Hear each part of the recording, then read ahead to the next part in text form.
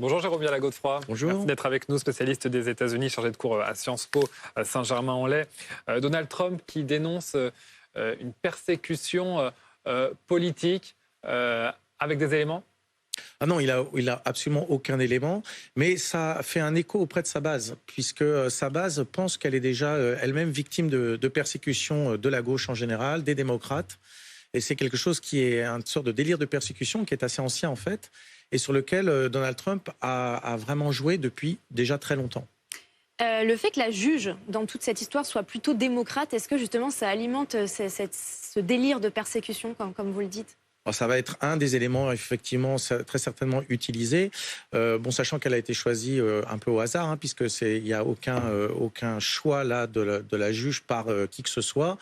C'est un choix qui se fait vraiment au hasard. Et alors en Floride, en même temps, dans l'autre procès concernant les documents classifiés, là, c'est plutôt une juge qui a été nommée par Donald Trump lui-même.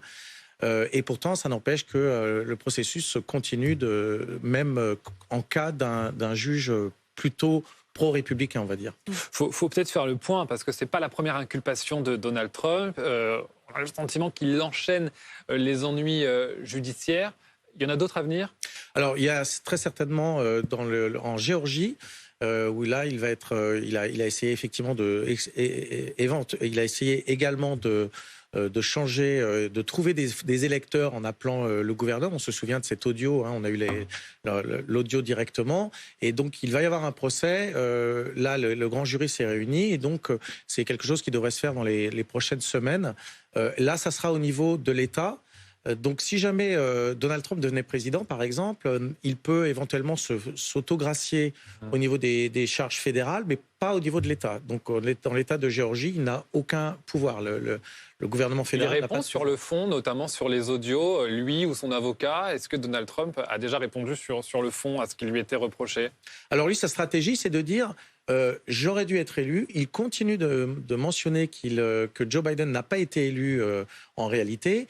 Et donc, ça va être vraiment sa stratégie. Alors, ce qui va être intéressant, c'est qu'au niveau de la campagne, et notamment de la campagne générale, cette question-là va revenir et ça risque d'être un petit peu un boulet pour les républicains, parce que ça pourrait faire peur notamment aux indépendants, puisque c'est vraiment une remise en cause du processus électoral et de la démocratie américaine que Trump continue de remettre vraiment en cause en ce moment encore.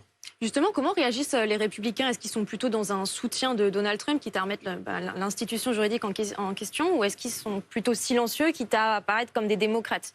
Alors, ses rivaux essaient de louvoyer un petit peu. Il lui reproche certaines choses, mais en même temps en disant qu'on doit passer à la suite au niveau de la stratégie, mais ils ne s'attaquent pas frontalement au sujet et ils disent qu'en fait, ils adhèrent au récit d'un procès politique, ce qui est quand même très grave.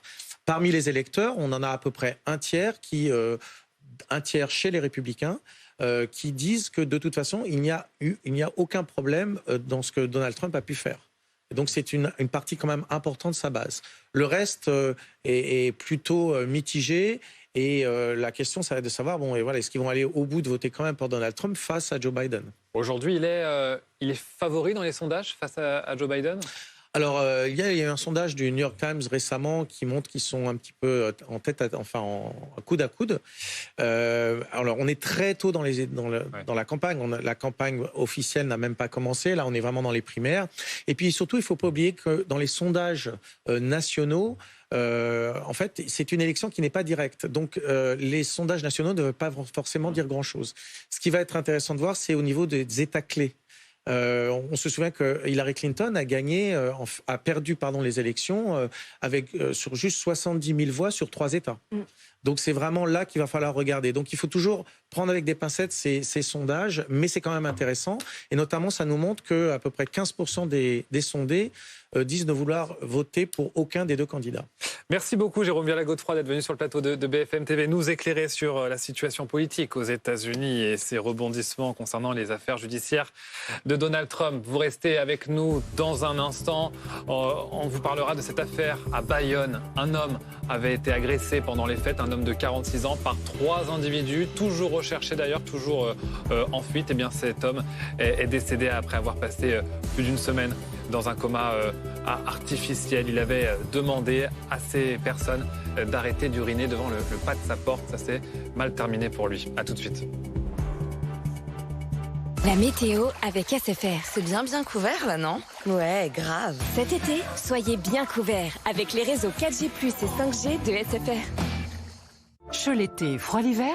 La météo avec Groupe Verlaine. Isolation thermique par l'extérieur avec aide de l'État. groupeverlaine.com. Votre programme avec Lazerostop, votre spécialiste stop tabac. Prenez rendez-vous sur lazerostop.com.